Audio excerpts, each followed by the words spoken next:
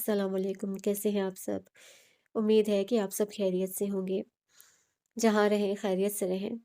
आज मैं मेहरुन्निसा शामिर का बोगी नंबर 12 लेकर आई हूँ। उम्मीद है कि आप सबको मेरी चॉइस अच्छी लगेगी। चलिए आइए शुरू करते हैं बोगी नंबर 12।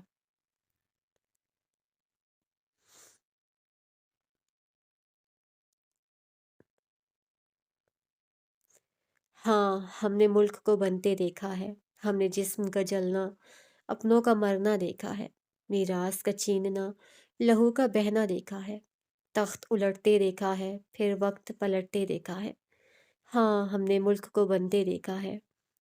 लम्हा वो कि जब लहू की बूंद बूंद गिरी थी, साथ वो जब चादर की इज्जत मरी थी, वक्त के नेहा खानों में जब बेहिसी पली थी। हाँ, हमने वो वक्त गुजरते देखा है। जिंदा जिस्मों को बिन रूह होते देखा है। स्याहकारों को बिन अयूब पलते देखा है। खताकारों को फिर हाथ मलते देखा है। हाँ, हमने मुल्क को बनते देखा है। क्यों हो तुम बरताए हैरत, क्यों हो सोच में डूबे। हाँ, नहीं था रूबरू में जब काफले गए लूटे। वो वक्त था काजिब माकिर सा, मगर जब हाथ भाई से बहन के छूटे। हाँ, हमने मुल्क को बनते देखा है। गौर से हमको देखो तुम, फिर सोच बदलते देखो तुम। मैं हूँ कारी, वो है लिखारी, ये है एहसास की मारी। हमने लफ्जों के आईने से माजी में जाकर देखा है। कलम की नोक से शमशीर का चलना देखा है। स्याही के कतरों से लहू का बहना देखा है। हम एहसास के मारों ने जिस्मों को कटना देखा है। ए लुट चुके काफिलों, ए छूटे हुए साथियों, ए माओं के लाज दुलारो, ए बहनों के जवान भाइयों, ए मीरास लुटाए इज्जत फना कर आए हुओ, ए वतन छोड़ नई जमीन बसाने आने वालियों। हमने लफ्जों से दास्तानों से तुम्हारा कर्ब पढ़ा है, फिर दर्द को तुम्हारे सहा है। दीवाने के ख्वाब को यकीन में बदलते देखा है। हाँ, हमने मुल्क को बनते देखा है। सन 1947, शहर लाहौर, वक्त रात का आखिरी पहर। लाहौर, जिंदा दिलान लोगों का शहर, खाने रोशनी सकाफत और महलों का शहर। ऊंचे महल आलिशान दरबारों का शहर। शहर की रौनक तो उन दिनों में होती होगी जब बादशाहों के दरबार लगा करते थे, जब शाही सवारियां लाहौर के सीने पे भारी कदम धरते हुए गुजरा करती होंगी, और जब महल से आती भग्गी की शान में मर्द सर झुका देते होंगे, जब आधा लाहौर महल के पकवानों की खुशबू को अपने अंदर सिमो लेता होगा। कुछ लोग कहते थे, ये कैसा वक्त था। बल्कि ये वक्त नहीं था, ये खुदा का अजाब था। हाँ, ये अजाब ही तो था कि लाहौरी खाना छोड़ बंटवारे की बात करते थे, जब गलियों में निगाड़े नहीं रेडियो की आवाज गूंजती थी, जब बड़े बूढ़े मदहम मौसीकी छोड़ बाबाए कौम के पैगाम सुना करते थे। लाहौरियों की चमकती आंखें अब आस ज़दा थीं, आज़ादी की आस, शहर लाहौर की कुनियत से हिंदुस्तान हटाकर पाकिस्तान लगने की आस। वो वक्त बीत चुका था जब लाहौर के बाजारों में चूड़ियां बिकती थीं।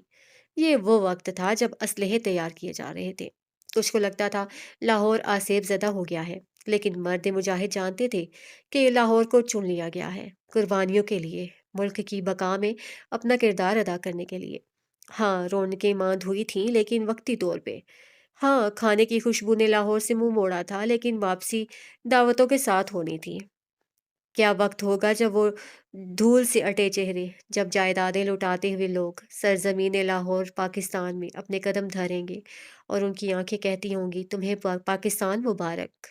तब लाहौर की रौनक लौट आएगी। तब अमृतसर से आए मुसलमान भाइयों के लिए दस्तरख्वान सजेंगे। तब हिंदुस्तान से आई अपनी दीन शरीक बहनों के दुपट्टों की हिफाजत के लिए असलहा काम आएगा। हाँ, लाहौर की रौनक एक बार फिर लौट आएगी। कहानी एक छोटे घर कच्चे घर से शुरू होती है। कच्ची आबादी के एक कच्चे घर में सहन चारपाइयों से भरा पड़ा था। एक तरफ को हवाई झिल्ली, झिल्ली एक किस्म का पंखा होती है, यूं कि एक बड़े से लकड़ी के बांस को सहन के बीचों बीच लगाया जाता है और उसके सर पे कोई बड़ी सी चादर अटकाई जाती है। झिल्ली के बांस के साथ रस्सी से गधे को बांधा जाता है और उसकी आंखों पर पट्टी होती है। गधा सहन के चक्कर काटे जाता है और झिल्ली हवा के दोष पे सहन में सोए लोगों को फरहत बख्श हवा देती है। رات کے کسی بھی پہر اگر گدھا تھک کر رک جاتا اور گھر کے کسی فرد کی نیند کھل جاتی تو ایک پتلی لکڑی گدھے کے جسم پر پڑتی اور یوں وہ ایک بار پھر جھلی چلانے لگ جاتا۔ باندھی گئی تھی جس کو چلاتا گدھا یوں سمجھتا تھا کہ وہ ہندوستان کی سیر کو نکلا ہے۔ صبح کی پو پھوٹنے میں ابھی تھوڑا ہی سمے تھا۔ صحن کے ایک طرف بنے باورچی خانے میں اس وقت دو عورتیں بیٹھی تھیں۔ ایک کے ہاتھ میں لالٹین تھا اور دوسری چہرہ چولہے کے قریب جھکائے پھونک مار مار کر کوئلے دہکا رہی تھی۔ اسی کوشش میں اس کا تنفس پھول جاتا تھا، لیکن مجال ہے جو ان کمبخت کوئلوں نے آگ پکڑی ہو۔ دفتن لالٹین والی لڑکی نے زور سے لالٹین کو زمین پہ رکھا۔ دھپ کی آواز پہ اس کے سامنے بیٹھی عورت کو بے اختیار ہول اٹھے تھے۔ مرن جوگی، تیرے بابا اٹھ جائیں گے، ضعیف لڑکھڑاتی آواز میں تنبیہ کی تھی۔ اچھا ہی ہے، اٹھ جائیں، بابا کو بھی پتہ لگ جائے۔ صبح امرتسر جانا ہے اور یہاں میں خود کو دھوئے میں جھونک رہی ہوں۔ یہ آواز پہلی والی سے مختلف تھی، بیزار، اکھڑ، معصوم اور الہڑ۔ دیکھ رانا، مردوں سے مقابلہ کرنے والی عورت کے ہاتھ کچھ نہیں آتا۔ تو مرد کی ایک سن لے، وہ تیری 10 سنے گا۔ زمانہ شناس لہجے میں سمجھداری تھی۔ اسی لمحے کوئلوں نے وہ آگ پکڑی کہ چولہا دہک اٹھا۔ آج تک آپ نے بابا کی 10 لاکھ سنی ہے، پھر کیوں وہ آپ کی ایک نہیں سنتے؟ لالٹین اور جلتی آگ میں اس کا چہرہ ہلکا سا واضح تھا۔ بڑی بڑی سیاہ آنکھیں جن پہ گھنی لمبی پلکوں کا سایہ تھا، رنگت سانولی تھی، ناک اٹھی ہوئی، نچلا ہونٹ موٹا اور اوپری اس کی نسبت پتلا، بھرے بھرے گال اور پرکشش نکوش۔ یوں لگتا تھا اس نے لاہور کا سارا حسن چرا لیا ہو۔ تیری زبان آج کل بہت تیز چل رہی ہے، ابھی تو امرتسر گئی نہیں اور ابھی سے یہ تیور۔ انہوں نے گھرکا تھا۔ وہ چولہے پہ اب دودھ کی دیگچی رکھ رہی تھیں۔ لڑکی کی آنکھیں یکدم چمک اٹھیں۔ اماں، امرتسر کیسا ہے؟ وہاں کے لوگ، کھانا، وہاں کی کوٹھیاں کیسی ہیں؟ لے جلی، بھلا امرتسر میں کیا نیا ہونا ہے؟ وہی لوگ، وہی کھانے، وہی روایت، رکھ رکھاؤ۔ اللہ کی زمین ہے، جیسی یہاں ویسی وہاں۔ تو بتا، تجھے امرتسر کیوں جانا ہے؟ بوڑھے جھری زدہ چہرے پہ مسکراہٹ تھی، مٹھی میں چینی بھری تھی جسے وہ دیگچی میں پلٹ رہی تھی۔ لڑکی نے اس کی بات پہ چہرے کے نقش بگاڑ لیے۔ ایسے کیسے؟ جیسی زمین یہاں ویسی وہاں۔ لاہور ایک ہی ہے اماں، یہاں کا رکھ رکھاؤ بھی ایک۔ دنیا کا کوئی دوسرا خطہ لاہور نہیں بن سکتا۔ میں تو امرتسر اس لیے جا رہی ہوں تاکہ جب نوری بڑی ہوگی تو میں اس کو بتاؤں گی لاہور لاہور ہے، امرتسر میں لاہور والی بات نہیں۔ وہ ایک پل کو رکی، سرمئی بالوں والی بوڑھی عورت پہ ایک خفا خفا سی نظر ڈالی۔ اور اماں، میری بات سن لیں، لاہور کی زمین الگ تو امرتسر کی الگ۔ اگر ہم ایک ہوتے تو ملک کا بٹوارا نہ ہو رہا ہوتا۔ جناح کہتے ہیں ہم دو الگ الگ قومیں ہیں، ایک ساتھ ہمارا کوئی مستقبل نہیں۔ وہ بولنے پہ آئی تو بولتی چلی گئی۔ بوڑھی عورت نے ٹھنڈی آہ بھری اور ابلتا دودھ آدھا پیتل کے گلاس میں اڈیلنے لگی اور باقی دودھ میں پتی ڈالنے لگی۔ یہ جناح گاندھی اپنی راہ ہو لیں گے اور نقصان ہمارا ہوئے گا۔ حق ہا، کون سی دو قوم، کون سے مختلف نظریے، ساری زندگی انہی لوگوں کے ساتھ رہے۔ چھٹی کے کپڑے ان لوگوں کے تحفے تھے اور اب کفن خریدیں گے پاکستانی۔ وہ سخت نالاں نظر آتی تھی۔ سیاہ آنکھوں والی لڑکی نے تعصب سے اپنی ماں کو دیکھا۔ کیا آپ لکشمی تائی کا جھوٹا پی لیں گی اماں؟ کیا اس کے کھائے برتن میں کھا لیں گی؟ اس کی اترن پہن لیں گی یا پھر مندر سے آیا پرساد منہ میں رکھ لیں گی؟ اماں کو گویا ہول اٹھے تھے، بے اختیار کانوں کو ہاتھ لگایا۔ توبہ توبہ رانا، اللہ تجھے سمجھے، بھلا لکشمی کا جھوٹا کیوں کر پی سکوں گی میں؟ اس کی اترن اللہ معافی دے، جانے کتنی بار اس کی ساڑی نے مندر کے فرش کو بوسہ دیا ہوگا۔ میں زہر کھا لوں لیکن مندر کا پرساد نہیں، اللہ میرے اللہ معافی۔ وہ ہنوز کانوں کو ہاتھ لگا رہی تھی۔ گلہرانہ مسکرائی۔ جس قوم کے ساتھ برتن، کپڑے، کھانا نہیں بانٹ سکے، ان کے ساتھ نسلیں اور زمین کیسے بانٹ لے اماں؟ نہ وہ پلید نہ ہم پاک، بس ہمارے منہ پہ کلمہ اور ان کے منہ پہ رام۔ فرق کیا ہوا بھلا؟ اماں نے ٹھوڑی بھی انگلی جما کر سوال کیا۔ فرق یہ ہوا کہ جن قوموں کا مستقبل ساتھ نہیں، ان کا حال بھی ساتھ نہیں۔ بٹوارا اماں، بٹوارا، لاہور کی کنیت میں پاکستان کا نام۔ وہ جوش اور جذبے سے بولی تو اماں سوچ میں پڑ گئیں۔ چولہے پر رکھی چائے ابلتی رہی۔ دہلی، برِ صغیر کا دل اور کئی ہزار گزر چکے بادشاہوں کی محل کا، وہ دہلی جس نے نہ جانے کس کس کے سیاہ اعمال اپنے دل میں چھپا رکھے تھے، جس کے سینے پہ ظلم و بربریت کی داستانیں رقم کی گئیں، اور وہی دہلی جہاں سخاوت کے در کھلے۔ دہلی کو ایک شہر کہنا غلط ہوگا، یہ تو ایک دنیا ہے، ڈھیروں ثقافتوں کا مرکز، کئی روایات کا آمین، تاریخ کو اپنی آنکھوں کے سامنے بنتا اور زوال کو اپنی آنکھوں کے سامنے پنپتا دیکھنے والا دہلی۔ ان دنوں دہلی اداس رہا کرتا تھا، اسے غم تھا۔ ہاں، اسے غم تھا اس بٹوارے کا، وہ اپنے لوگوں کو یہاں سے کسی پاکستان نامی سرزمین نہیں جانے دینا چاہتا تھا۔ دہلی اپنے پر رونق بازاروں کی رونق کو ختم ہوتے دیکھ رہا تھا۔ دہلی اپنے اندر بسی ثقافتوں کے زوال پہ افسردہ تھا۔ کیا دہلی واقعی افسردہ تھا، یا اپنے سینے پہ پنپتی سازشوں سے دہلی بھی مکر کرنا سیکھ چکا تھا؟ قدیم عمارات، بازاروں کی رونق، کھانوں کی خوشبو اور دہلی کی عظمت کا ذکر چھوڑ کر کہانی کی طرف بڑھو تو ایک بوڑھی عمارت کہانی کا مرکز بننے کو بےتاب ہے۔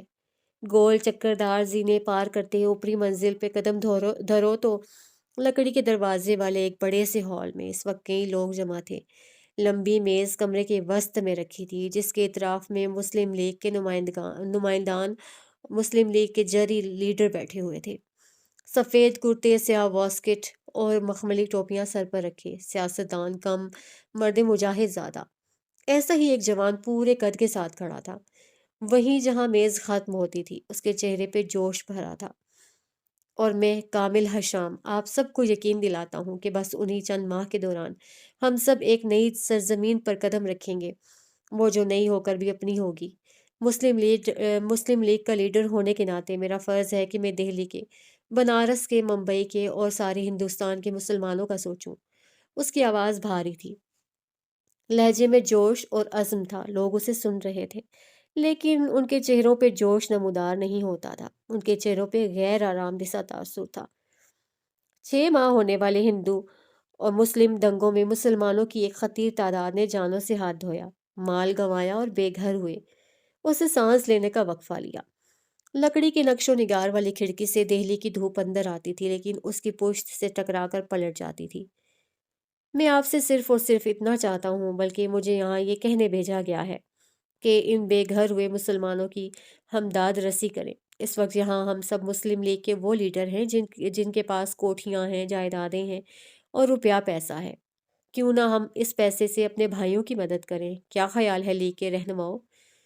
وہ جواب طلب نگاہوں سے سفید لباس والے لیگیوں کو دیکھ رہا تھا، جب ایک صاحب کھنکھارے، کامل حشام صاحب، دنگوں کے وقت آپ کہاں تھے؟ سلطان نواز تھوڑی تلے ہتھیلی جمائے سکون سے پوچھ رہے تھے۔ کامل کے چہرے پہ سایہ سا لہرایا۔ جس وقت دہلی کے، بمبئی، لکھنؤ اور سارے ہندوستان کے مسلمان دنگوں کی زد میں تھے، اس وقت آپ بنارس کے اس محلے میں تھے جہاں 150 گھر ہندوؤں کا اور ایک گھر جناب کامل حشام صاحب کا ہے۔ یہ وار زہر بھرا تھا۔ کامل کا چہرہ سبز پڑنے لگا۔ وہ یہاں اس لیے نہیں آیا تھا؟ ہم ان دنگوں میں تھے کامل صاحب، اب کے متین صاحب بولے۔ ہم نے لاٹھیاں کھائیں، ہم پہ بندوقیں چلیں، ہمارے منہ پہ جوتے مارے گئے، ہمارا جسم لہو لہان ہوا، لیکن ہم تھے۔ انہوں نے اپنے لفظوں پہ زور دیا۔ ہم بنارس کے کسی بوسیدہ محلے میں تلسی کی پوجا کرتی ہندو کی آواز نہیں سن رہے تھے، ہم مندر سے آیا پرساد نہیں کھا رہے تھے، وہ آپ تھے، ہندوؤں کے محلے سے اٹھ کر آئے ہوئے۔ اب آپ ہمیں بتائیں گے ہمارے مسلمانوں کے لیے ہمیں کیا کرنا ہے؟ ان کا لہجہ تضحیک آمیز تھا۔ کامل کو سانس لینے میں دشواری ہونے لگی۔ میری کوٹھی میں اس وقت 1,500 مسلمان پناہ گزین ہیں۔ بولنے والے آپ کے اسد امین تھے۔ ہم جانتے ہیں حق کا کلمہ پڑھتے لوگوں کا دکھ۔ اب آپ بتائیں گے مہاجرین کو پناہ دینے کی افادیت کیا ہے، وہ جن کی اپنی کوٹھی میں اس وقت کئی برہمن منہ لپیٹے پڑے ہیں؟ کامل کی ٹانگیں کھڑے کھڑے سن ہونے لگیں، زبان تالو سے چپک گئی تھی۔ ہم آپ کی بات مان لینے کو تیار ہیں کامل صاحب، بس ہمیں یہ بتا دیں، دنگے کے روز آپ بنارس میں کیا کر رہے تھے؟ میں اپنی امی سے ملنے گیا تھا۔ آواز ہلکی تھی۔ تقسیم کا اعلان آج ہوا کہ کل ہوا، اور آپ کی امی جان اب تک پنڈتوں کے محلے میں قیام فرما رہی ہیں۔ پوچھ سکتے ہیں کیوں؟ کامل سے کوئی جواب نہ بن پایا۔ دھوپ اب اس کے بدن کو جھلسا رہی تھی۔ چلیں، آپ کی ہر بات ہمیں منظور ہے، ہماری حویلی، جائیداد، وراثت سب مسلم لیگ پر قربان۔ اور ان کی آنکھیں کہتی تھیں کہ وہ سچ کہہ رہے تھے۔ آپ بتائیں کامل، بنارس والی کوٹھی میں 150 ہندو کیوں پناہ لیے ہوئے ہیں؟ دنگے میں تو بنارس کے مسلمان شہید ہوئے تھے نا، پھر آپ کے گھر میں برہمن کیوں ہیں؟ سعد رفیق احمد اپنی جگہ سے اٹھ کر بولتے ہوئے کامل کے عین سامنے آ کر رکے۔ آنکھیں سخت تھیں، چہرہ نفرت زدہ، کرب زدہ۔ ہمارے مسلمان ذلیل و خوار ہو رہے ہیں، اور آپ اور آپ کی امی جان بجائے ان ہندوؤں کے منہ پر تھوکنے کے ان کے استعمال کیے غسل خانے دھو رہے ہیں۔ تو کیا کریں؟ بندوق اٹھا کر لاشیں گرا دیں؟ کامل غرایا۔ آپ بتائیں کیا کریں ہم؟ وہ ہندو بعد میں، انسان پہلے ہیں۔ میری امی ایک آزاد انسان ہے، جسے چاہے پناہ دیں اور جسے چاہے نکال دیں۔ ہمارا مقابلہ ہندوؤں سے نہیں ہے، ہمارا مقصد مسلمانوں کی بھلائی ہے۔ ہندو اتنے برے نہیں ہیں۔ آ گیا آپ کے اندر کا برہمن باہر۔ لکھنؤ کے شاہ وزیر خان نے طنز کیا تھا۔ کامل کے جبڑے بھینچ گئے، ہاتھ کی نسیں پھڑکنے لگیں۔ اس کے بس میں ہوتا تو یہاں بیٹھے تمام لوگوں کے ٹکڑے ٹکڑے کر دیتا، لیکن کس بنا پہ؟ حق پہ تھے وہ لوگ۔ کامل صاحب، ہمارے مسلمانوں کی فکر ہم خود کر لیں گے، آپ جائیں اور جا کے بنارس کے برہمنوں کی فکر کریں۔ اور اس کے بعد کامل نے تمام کرسی نشین کو ایک ایک کر کے اٹھتے اور اس کمرے سے باہر جاتے دیکھا۔ وہ تہی دامن تھا، دہلی کی سازشوں نے اس کے اپنوں کو اس سے بدزن کر دیا تھا۔ کم بخت دہلی خون سفید کر دیتا ہے، تعلق مار دیتا ہے اور دلوں میں فاصلے لے آتا ہے۔ اس نے ہمیشہ سے یہی تو کیا ہے۔ سلطانوں کو بھائیوں کے ہاتھوں مروا دیا، جائیدادوں کے پیچھے باپ بیٹے لڑوا دیے اور عورتوں کے عشق میں جنگیں کروائیں۔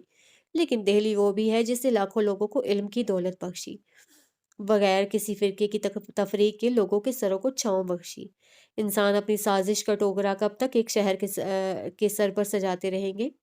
لوگ جا چکے تو کامل دھیرے سے کرسی پہ بیٹھ گیا۔ اب کہ اس کا رخ دھوپ کی طرف تھا، کھڑکی سے خانوں کی صورت آتی دھوپ اس کے نقوش واضح کر رہی تھی۔ گندمی رنگت پرکشش نقوش، بھوری آنکھیں، ناک اٹھی ہوئی اور ہونٹ کثرت سگریٹ نوشی کی وجہ سے ہلکے سیاہ پڑ رہے تھے۔ بال سیدھے تھے، زلفیں کانوں سے ذرا سی ہی اوپر، چہرے پہ ہلکی داڑھی بھی تھی جو دھوپ لگنے سے چمک رہی تھی۔ اگلے کئی لمحے کامل حشام یوں ہی سر ہاتھوں میں گرائے بیٹھا رہا۔ کتنے لمحے بیتے، کتنی گھڑیاں گزری، اسے کوئی علم نہ تھا۔ کئی لمحے بعد اس نے سر اٹھایا، دھوپ اب راستہ بدل چکی تھی۔ کامل نے اپنے سفید کرتے کی جیب سے ایک خاکی لفافہ نکال لیا۔ لفافے کو ماتھے سے چاک کیا تو اندر سے بھورے کاغذ نے اپنی جھلک دکھائی۔ سست روی سے کامل نے کاغذ باہر نکالا۔ وہ ایک خط تھا جس پہ لکھی سطور اب سامنے تھیں۔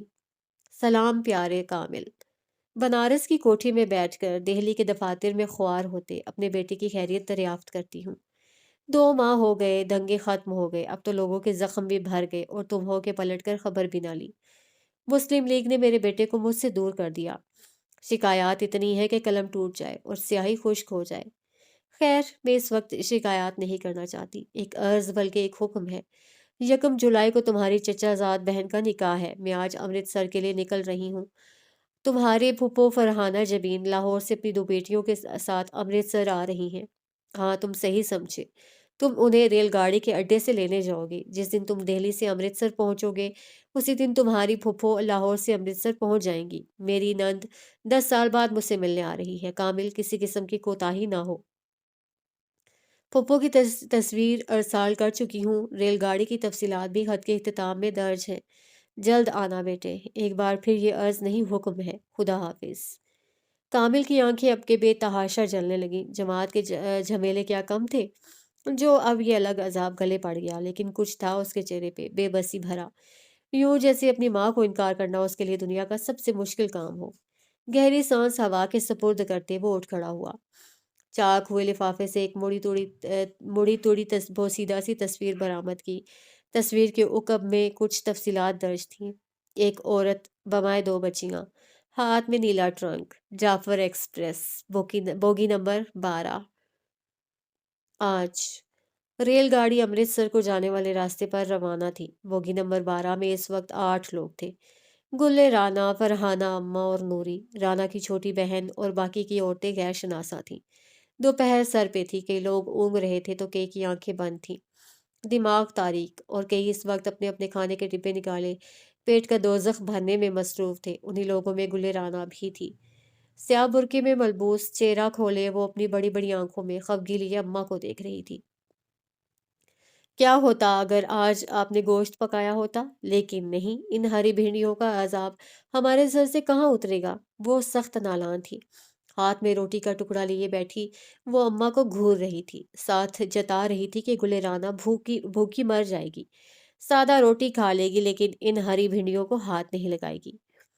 نہ مجھے یہ بتا بھلا، سفر میں بھنڈی کھاؤ یا گوشت، فرق کیا پڑتا ہے؟ اور ویسے بھی مرغی 1 روپے کلو ہو گئی ہے، اب تو تبھی پکے گی جب مراد واپس آئے گا، انہوں نے کہتے ساتھ نوالا چبایا۔ فرق پڑتا ہے اماں، بہت فرق پڑتا ہے۔ جب نوری بڑی ہوگی اور میں اسے لاہور سے امرتسر جانے کا قصہ سناؤں گی تو کیا کہوں گی؟ لاہوری رانا نے ریل گاڑی میں بیٹھ کر بھنڈی کھائی؟ نہ، نہ مرغ مسلم، نہ قورمہ، نہ نہاری، نہ پائے۔ اماں، آپ نے لاہوری ہونے سے غداری کی ہے، وہ ہمیشہ کی طرح لمبی کھینچ کر بولی۔ اور مراد تب لوٹے گا جب پاکستان بنے گا، اسے سکون سے آنے دے اماں، آنے والے کی راہ میں آنکھیں نہیں لگا لیتے ورنہ سفر لمبے ہو جاتے ہیں، آنکھیں تھک جاتی ہیں اور دل پھڑ پڑتے ہیں۔ آنے والوں سے امیدیں نہ لگائیں اماں، آنے والوں کو ان کی مرضی کرنے دیں۔ یہ جو ناول پڑھ پڑھ کر تیری زبان چلنے لگ پڑی ہے اسے تو بند کرواتی ہوں میں، ذرا واپس چلنا لاہور۔ اماں نے اسے گھرکا تھا۔ کلے رانا ایک بار پھر ناراض ہو چکی تھی، جبکہ نوری ان دونوں سے بے نیاز خواب خرگوش کے مزے لے رہی تھی۔ اگلے 2 گھنٹے میں ریل گاڑی امرتسر کے اڈے پہنچ چکی تھی، مسافر اتر رہے تھے۔ سرخ لباس والے کلی لوگوں کا سامان اپنے کندھوں پہ ڈھو رہے تھے، کوئی کسی قریبی کو دیکھ کر خوش تھا تو کسی کی آنکھیں اپنوں کو دیکھ کر مسرت سے نم ہوئی جاتی تھی۔ گلے رانا سیاہ برقعے میں ملبوس تھی، یوں کہ چہرے کے آگے سیاہ کپڑا سہرے کی صورت آتا تھا۔ جالی دار کپڑے کو اس نے ڈھاٹے کی صورت کان کے پیچھے اڑس لیا، یوں کہ اب اس کی آنکھیں نظر آتی تھیں، بڑی بڑی سیاہ خوبصورت آنکھیں، وہ جن سے گلے رانا امرتسر کا تفصیلی جائزہ لے رہی تھی، جبکہ اماں آس پاس نظر دوڑا رہی تھی۔ کامل انہیں لینے آیا ہوگا، مگر ہے کہاں؟ بھانت بھانت کی بولیاں، لوگوں کا بے پناہ رش اور کہیں دور سے آتی بھولی بسری کھانے کی خوشبو لاہوریوں کے اعصاب پر بھاری پڑ رہی تھی۔ یہاں سے ذرا سے فاصلے پہ کامل ہاتھ میں ایک تصویر سفید سیاہ تصویر لیے لوگوں کے چہرے دیکھتا، شناسا چہرے تلاش کر رہا تھا۔ اسی لمحے اس کی نظر بوگی نمبر 12 کے داخلی دروازے سے نکل کر آتی گلے رانا پہ پڑی۔ وہ ہر آتے جاتے کو غور سے دیکھ رہی تھی، ساتھ ساتھ اپنی ماں سے کچھ کہہ بھی رہی تھی۔ یہاں سے اس کی آواز نہیں آتی تھی لیکن اس کے یوں لگتا تھا کہ وہ غصے میں ہے۔ اماں، آپ کو چاہیے تھا پتہ پوچھ لیتی، اب دیکھیں نا بھلا کیسے منہ کھولے کھڑے ہیں ہم۔ اب نوری کو کیا کہانی سناؤں گی؟ یہ کہ امرتسر کے ریل اڈے پہ 1.25 گھنٹہ انتظار کیا تھا۔ رانا، دیکھ میرا دماغ خراب مت کر، کامل بڑا اچھا اور سلجھا ہوا بچہ ہے، اس کی اماں نے کہا ہے وہ ہمیں بحفاظت لے آئے گا، وعدہ کیا ہے میری بھابھی نے، نباہ کرے گی۔ اماں کا لہجہ مدبرانہ تھا۔ اماں، یہ امرتسر والے بس باتیں کرتے ہیں، وعدے نبھانا ان کے بس کی بات نہیں ہوتی۔ امرتسر والوں کا نہیں پتا لیکن بنارس والے زبان سے نہیں پھرتے۔ اپنی دائیں طرف سے آتی آواز پہ گلے رانا جامد ہو گئی۔ اماں نے اسے تعدیبی نظروں سے دیکھا اور آگے بڑھ کر کامل کے سر پہ شفقت سے ہاتھ رکھا۔ کامل ہنوز گلے رانا ہی کو دیکھ رہا تھا، یکٹک پلک جھپکے بغیر، جبکہ رانا کو وہ جگہ نہ ملتی تھی جہاں منہ چھپا لے۔ پھپھو سے آداب اور سفر کے احوال کے بعد وہ سفید کرتے والا مرد گلے رانا کی جانب مڑا تھا، سنجیدگی سے اسے دیکھا، پھیل کر اس کے سامنے کھڑا ہوا اور وعلیکم السلام بڑی سنجیدگی سے کہا۔ اب کہ رانا کا جی چاہا تھا اسی بوگی میں بیٹھ کر دوبارہ لاہور لوٹ جائے۔ نہیں نہیں نہیں، یہ اس کی کہانی کا حصہ نہیں تھا۔ یا خدایا، اتنی سبکی! السلام علیکم کامل بھائی، اس کی حلق سے پھنسی پھنسی آواز نکلی۔ کامل مسکرایا۔ اماں بتاتی ہیں لاہور کے لوگ ادب اور اخلاقیات سے مالا مال ہیں، تم نے تو سلام ہی نہیں بھیجا رانا، اس نے انتہا درجے کی معصومیت سے کہا۔ رانا شرمندہ سی کھڑی رہی اور پھر کامل نے ہاتھ کے اشارے سے انہیں آگے آگے چلنے کو کہا۔ مرتے کیا نہ کرتے کہ مذاق رانا اس کے پیچھے پیچھے چلنے لگی۔ کامل نے انہیں ڈبیا جیسی چھوٹی پچھلے ماہ ہی ابا کی زمین کے بیانے سے خرید کر لائی گئی گاڑی میں پچھلی نشست پہ بٹھایا اور خود آگے آ کر بیٹھا۔ نیلا ٹرنک رانا کی پیروں کے قریب رکھا تھا۔ گاڑی امرتسر کی سڑکوں پہ رواں دواں تھی۔ گلے رانا کو اعتراف کرنا پڑا کہ اسے اپنی کہانی میں چند مناظر گھٹانے ہوں گے، ہاں وہی جہاں چند جن میں کامل کے سامنے اس کی سبکی ہوئی تھی۔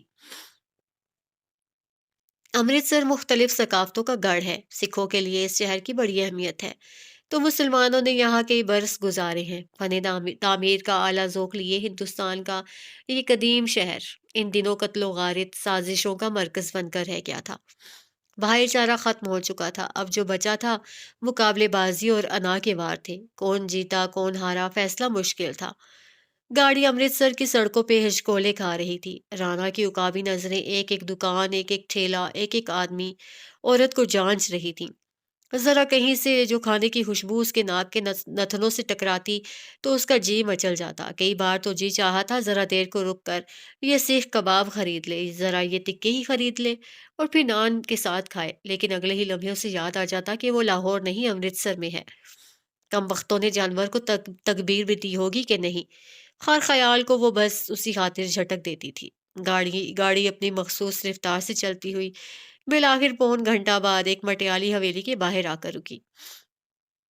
رانا نے گاڑی سے باہر سر نکالا، بلند عالیشان حویلی اپنی تمام تر شان کے ساتھ کھڑی تھی۔ دیواریں ایسی اونچی تھیں کہ گردن اٹھا کر دیکھنا پڑے۔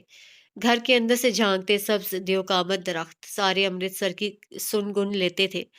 مسلم لیگ کے جوانوں کے نعرے سنتے تھے اور کانگریسیوں کی نئی چالیں دیکھتے تھے، لیکن کیا ستم تھا کہ لب سیے ہوئے تھے، آنکھیں دیکھی بھالی نابینا تھی۔ محترمہ گھر آ چکا ہے، آواز تھی کہ سور۔ گردن اٹھائے حویلی کو دیکھتی گل رانا بہت فوراً ہوش میں آئی، نقاب درست کرتی وہ گاڑی سے باہر نکل آئی۔ سچ شکر دروازہ کامل نے کھول دیا تھا، ورنہ ایک بار پھر سبکی اٹھانی پڑتی۔ نیلی ٹرنک اب ملازم کے سر پہ تھی، اما آگے بڑھ رہی تھی، نوری اور گل رانا دھیرے دھیرے قدم اٹھا رہی تھی۔ رانا تو خیر ایک ایک شے پہ اپنا گہرا مشاہدہ کر رہی تھی، کہانی درکار تھی وہ۔ پتھریلی روش پہ چلتے ہوئے گل رانا کو یہ حویلی بڑی معتبر معلوم ہوئی، لیکن لاہور والی بات نہیں تھی۔ فرحانہ جبین کے دونوں بھائی یعنی گل رانا کے ماموں اچھے خاصے دولت مند تھے، رکھ رکھاؤ شان و شوکت کا تو پھر کوئی مول ہی نہیں تھا۔ روش کے دونوں اطراف میں پھیلی سبز گھاس اور کیاریوں سے جھانکتے رنگین پھولوں نے رانا کو خوش آمدید کہا تھا۔ روش سے راہداریوں سے پھر ساری حویلی لتاڑ کر بلاخیر وہ تین خواتین مہمان خانے میں تھیں۔ حویلی میں ہر طرف لوگ ہی لوگ پھیلے تھے، کہیں لالا کرشن چندر سرخ سبز نیلی اور نہ جانے کتنے رنگوں کی ساڑیاں بکھرائے بیٹھے تھے، اور مہمان خواتین جن میں خریدنے والی کم اور نقص نکالنے والی زیادہ تھیں، بس ناک بھویں چڑھا لیتی تھی۔ کہیں منشی نوید حسین اپنی دکان کی سب سے حسین مالائیں، کڑے اور گولو بند کے نمونے دلہن کی ہمشیراؤں کو دکھا رہے تھے، پیلے سونے پہ لکھنوئی نمونے اور دہلی کی میم صاحبوں کے زیور والے نقش نگار۔ عورتوں کے دل سے ہائے جو نہ نکلتی تو ناانصافی ہوتی۔ رانا مہمان خانے کی کھڑکیوں سے ساری حویلی کے نظارے کر رہی تھی، نوری اس کے عقب میں کھڑی تھی۔ گو کہ اماں کئی بار اسے سلواتیں سنا چکی تھی، لیکن جس دن گل رانا نے لوگوں کی باتوں پہ کان دھرنا شروع کر دیا اس دن سورج مغرب سے نکلے گا، اور کیا پتا کہ مارے حیرت کی زیادتی کے نکلے ہی نہ۔ اماں یہاں تو کھلم کھلا تضاد ہے، ماتھے پہ سرخ ٹیکے لگانے والیوں سے سرخ ساڑی خریدی جا رہی ہے، وہ جن کے خلاف چند دنوں میں ہتھیار اٹھانے ہیں ان سے گلے اور ہاتھوں کا زیور بنوایا جا رہا ہے۔ اماں امرتسر والے نابینا ہیں یا پھر ناہنجار؟ وہ ہنوز کھڑکی سے باہر جھانک رہی تھی، آنکھیں حیرت کی زیادتی سے پھٹنے کے در پہ ہوئی تھی۔ گل رانا کمبخت نیچے اتر، کسی نے سن لیا تو بلا وجہ کی وضاحتیں دینی پڑ جائیں گی۔ ملک کا بٹوارہ ہو یا نہ ہو تو میرے خاندان کا بٹوارہ کروا کر دم لے گی۔ ارے ارے، ایسے کیسے نہیں ہوگا ملک کا بٹوارہ؟ لاہور کی کنیت میں جب تک پاکستان کا نام شامل نہ ہوا مجھ پہ آخری سانس سے حرام ٹھہری۔ وہ چوکی پر سے اتر آئی۔ ویسے اماں آپ نہ جانتی نہیں، ان امرتسر والوں کا خون سفید ہو گیا ہے۔ ارے چند ایک دن میں بٹوارہ ہونے لگا ہے اور یہ اب تک پنڈتوں اور پرسادیوں کو بغل میں دبائے بیٹھے ہیں۔ میں خون کا سفید ہونا خون کے بہائے جانے سے بہتر ہوتا ہے گل رانا۔ یہ اماں کی آواز کی طرح بیزار آواز نہیں تھی، یہ کامل کی آواز کی طرح سنجیدہ آواز بھی نہیں تھی، یہ مختلف آواز تھی، اس میں حقارت تھی اور سرد پن سفاکی بھی۔ گل رانا نے گردن موڑ کر دیکھا، چوکھٹ پہ وہ عورت کھڑی تھی، وہی جس کے ایک خط پہ کامل حشام اپنے سارے کام کاج چھوڑ دہلی سے امرتسر آ گیا تھا، وہی جو اپنے شوہر کے ساتھ پنڈتوں کے محلے میں رہنے والی واحد مسلمان عورت تھی، وہی جس کا بیٹا پاکستان بنانے کے لیے اپنا خون تک بہا سکتا تھا، لیکن وہ ایک ٹکڑے زمین کے ٹکڑے کے لیے خون بہنے نہیں دینا چاہتی تھی، چاہے ہندو کا خون ہو چاہے مسلمان کا۔ فریدہ حشام کو یہ سرخ سیال بہانا اور بہانے والے بالکل پسند نہیں تھے۔ ایسے خون جو سفید ہو چکی ہوں ان کا بہہ جانا ہی اچھا ہوتا ہے مامی جان۔ گل رانا کی زبان تو پھر وقت کے عامر کے سامنے بھی نہ رکے۔ کئی عورتیں فریدہ کے حکم میں تھیں، راہداری میں گزرتا کامل بھی وہیں رک گیا تھا۔ کسی نہ انسان کا ناحق خون بہایا جانا گناہ کے زمرے میں آتا ہے، تمہیں معلوم نہیں؟ اللہ نے انسان کی رگوں میں سرخ سیال ڈالا تھا۔ سب سے بڑی بے ایمانی تو یہ ہے کہ ہمارا لالچ، مفاد یا پھر تکبر اللہ کے دیے سرخ کو سفید کر دے۔ ناحق یا پھر حق، یہ فیصلہ زمین زادوں کا نہیں ہے مامی جان، یہ اللہ کے فیصلے ہیں۔ وہ آنکھیں ان کی آنکھوں میں ڈالے دیدہ دلیری سے کہہ رہی تھی، بٹوارے کے نام پہ لوگوں کی جانیں، مال اور عزتیں لوٹ لینا، ان اعمال کا فیصلہ یہی ہوتا ہے رانا، زمین پہ، زمین زادوں کے ہاتھوں۔ بٹوارے ہمیشہ بربادی ساتھ لاتے ہیں۔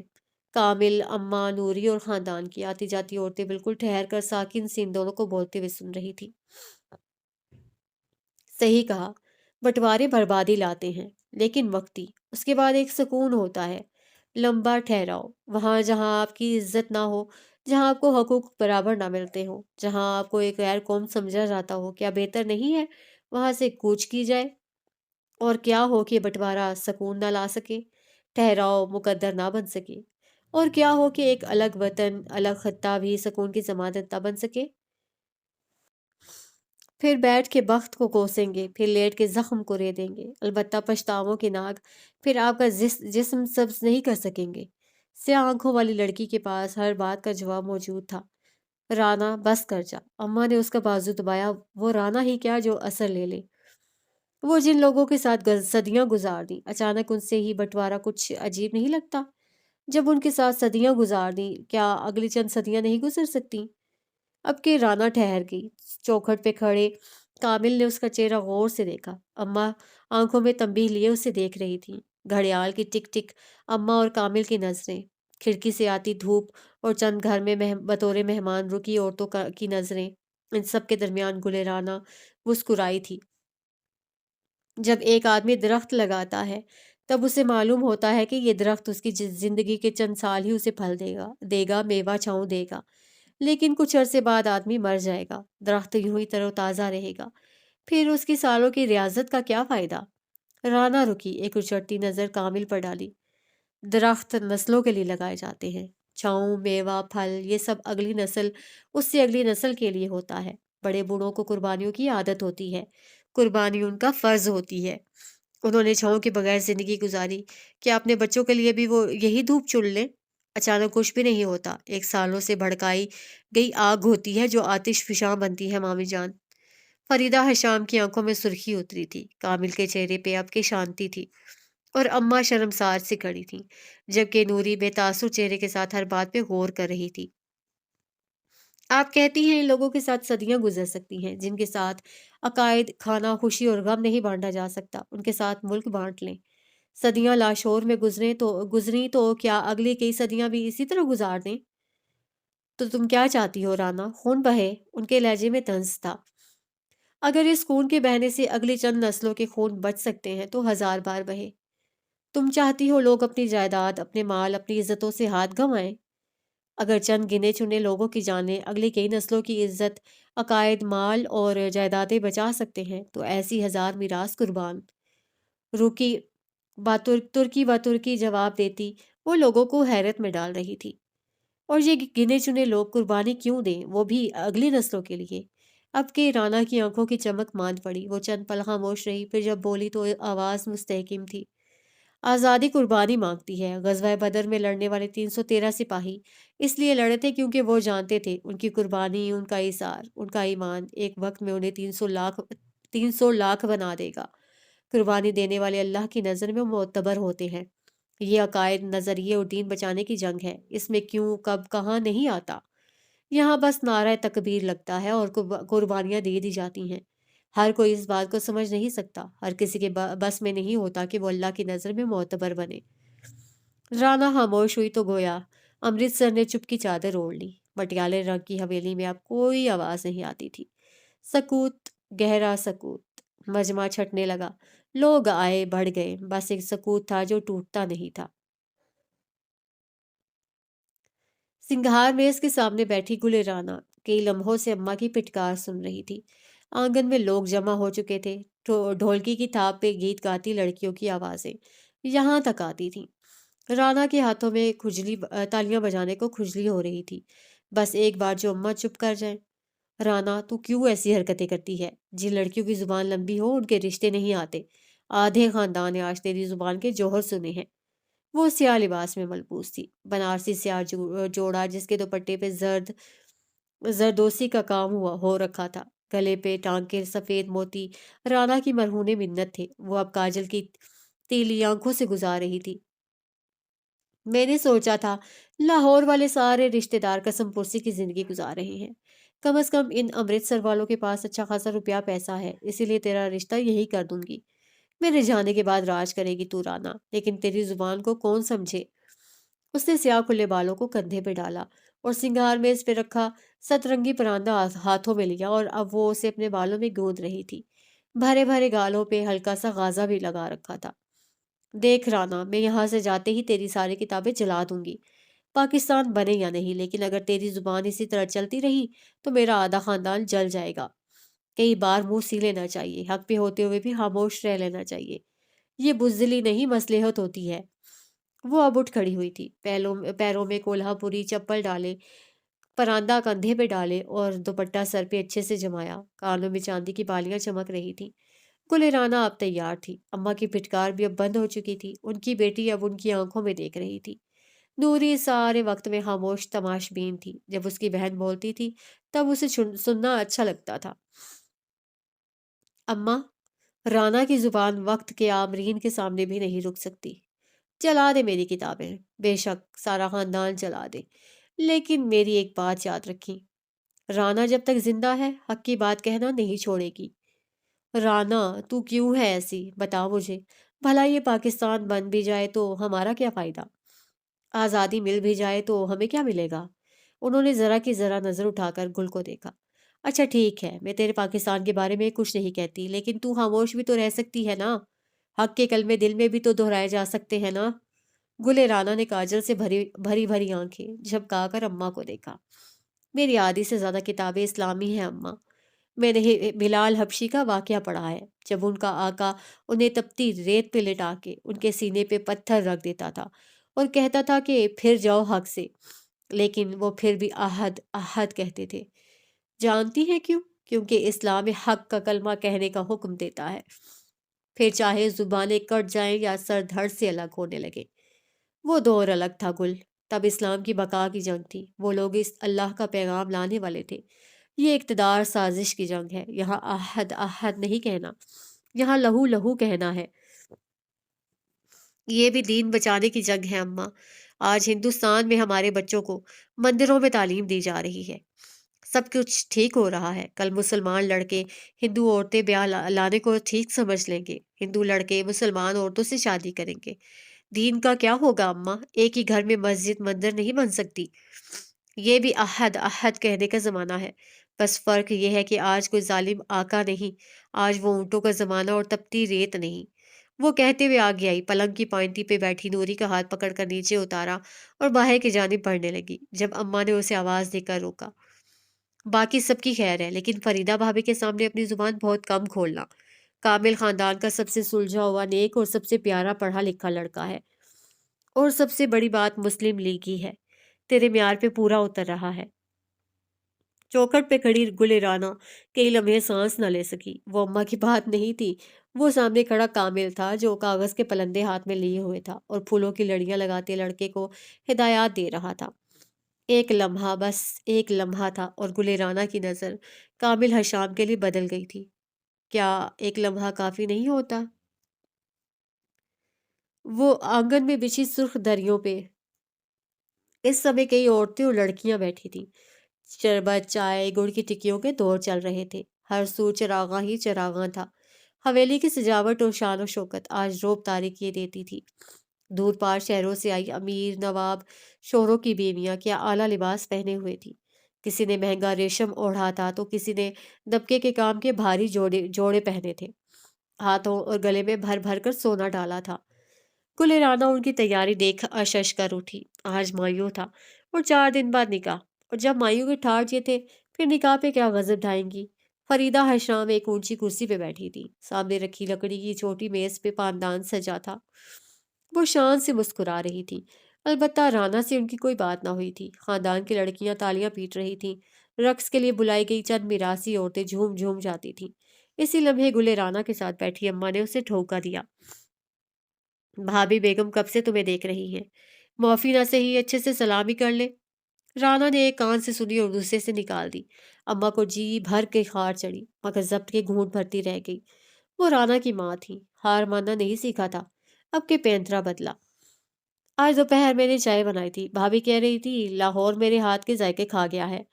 اور بس گلے رانا کی ساری دنیا رک گئی۔ اسے گھوم کر اماں کو دیکھا، رقص کرتی عورتیں، چائے، شربت، گڑ کی ڈلی، سب جہنم میں گیا۔ اماں نے اس کی حیران نظروں کو دیکھتے اضافہ کیا، صحیح کہہ رہی ہوں، بھابھی یہی کہہ رہی تھی۔ میرے جی میں آیا کہ ایک بار دوبارہ باورچی خانے کا رخ کروں اور بھابھی کی سوچ بدل کر رکھ دوں، لیکن اب میری بوڑھی ہڈیوں میں اتنی جان کہاں۔ وہ نکاہت سے بولی، اور اب کے گل کے صبر کا پیمانہ لبریز ہو چکا تھا۔ وہ اٹھ کھڑی ہوئی اور تن فن کرتی باورچی خانے کی جانب بڑھ گئی۔ کانوں سے اب تک دھواں نکل رہا تھا۔ راہداریاں عبور کرتے ہوئے وہ باورچی خانے کی جانب جا رہی تھی، چہرے پہ دبا دبا غصہ تھا۔ شاہانہ باورچی خانے میں آ کر اس نے چولہے پہ ایک چائے کا پانی چڑھایا۔ زردوسی کے کام والا دوپٹہ اس کے چلنے سے لہرا رہا تھا، سیاہ بالوں کی لٹیں چہرے پہ جھول جاتی تھیں۔ پانی ابلنے لگا تو اسے غور کیا کہ پانی کچھ کم ہے۔ مٹکے سے ایک اور گلاس پانی بھرتے ہوئے وہ جو ہی مڑی، چوکھٹ پہ ایستادہ کامل حشام کو دیکھ وہ بوکھلا گئی۔ اسی لمحے فرش پہ رکھی چوکی سے اسے ٹھوکر لگی، گلاس میں بھرا پانی اچھل کر کامل کے ہاتھ میں موجود کاغذات پہ گرا۔ کچھ کچھ چھینٹیں اس کے چہرے پہ بھی گری تھی۔ وہ جو منہ کھولے کچھ کہنے کے لیے کہنے ہی لگا تھا، حق دک رہ گیا۔ اس کی انتہائی ضروری کاغذات پہ لکھی سیاہی اب کسی حسینہ کے کاجل کی مانند بہہ جا رہی تھی۔ چند لمحے تو کامل کسی قسم کا رد عمل تک نہ دے سکا۔ گلے رانا کا دل چاہا تھا اپنے ہاتھوں سے اپنا گلا گھونٹ لے۔ کامل نے اب کے بھوری آنکھیں اٹھا کر اسے دیکھا، لب بھیج رکھے تھے، آنکھوں میں سختی تھی۔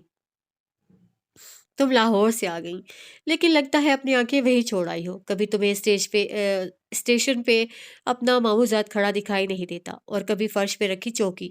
گلے رانا، اس نے گلے رانا پہ زور دیا۔ کیا سارے لاہوری ایسے ہوتے ہیں؟ اس کا لہجہ بلند نہیں تھا، لیکن رانا کو واضح سختی محسوس ہوئی۔ مجھ پہ چڑھ دوڑنے کی ضرورت نہیں ہے کامل بھائی، باورچی خانہ عورتوں کی میراث ہے۔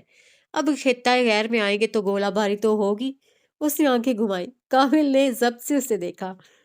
پھر ہم مرد حضرات پانی پینے کے لیے کسی جوہر کی تلاش میں نکل جائیں، جیسا آپ کو مناسب لگے۔ وہ بغیر کسی لگی لپٹی کے بولی تو کامل کے مانو تن بدن میں آگ لگ گئی۔ اسی لمحے چولہے کا پھڑپڑاتا شعلہ بجھ گیا۔ گلے رانا نے چائے کی کیتلی اٹھائی اور باہر جانے کو اپنے قدم موڑے۔ کامل چوکھٹ سے ہٹ گیا۔